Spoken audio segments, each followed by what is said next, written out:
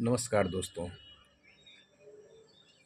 भारतीय न्याय संहिता और भारतीय दंड व्यवस्था में जो दंड की व्यवस्था की गई है उसमें 6 प्रकार की दंड का उल्लेख किया गया है। क्योंकि पहले भारतीय दंड संहिता थी, उसके बाद अब सरकार ने उसको हटा के भारतीय न्याय संहिता को ला दिया है।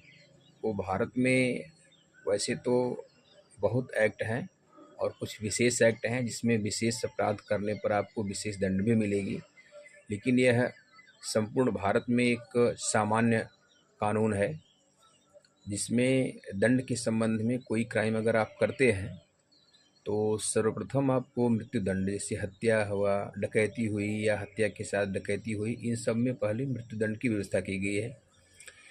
और उसके बाद है आजीवन कारावास। आजीवन कारावास में 2 प्रकार के कारावास हैं, एक साधारण और एक कठोर श्रम के साथ। इसके बाद आता है आपका संपत्ति की जब्ती।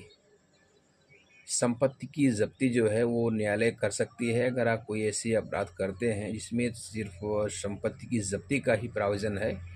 तो संपत्ति की जब्ती, आपकी संपत्ति को है वो सरकार और कोर्ट जो है वो जब्त कर सकती है। इसके बाद है जुर्माना।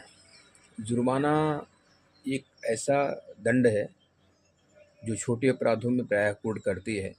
जैसे आप कुछ ऐसे दंड इसमें बनाए गए हैं जिसमें मात्र जुर्माना का ही प्रावधान है या तो दोनों है।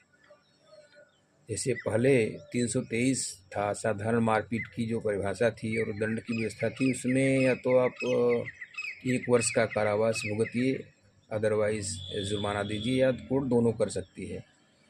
वैसे ही जुर्माना का प्रावधान है। और सबसे लास्ट में व्यवस्था बनाई गई है सामुदायिक सेवा। इसमें सामुदायिक सेवा मतलब जनता की सेवा आपको करनी होगी। कुछ ऐसे अपराध छोटे हैं, अगर आप उसको करते हैं तो आपको सामुदायिक सेवा करने के लिए उसके दंड से आपको दंडित किया जा सकता है।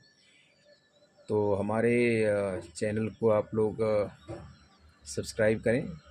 निश्चित रूप से हम आपको एक अच्छा वकील बना देंगे। अगर वकील नहीं बनाते हैं तो आपको निश्चित रूप से हम विधि की जानकारी देते रहेंगे। धन्यवाद।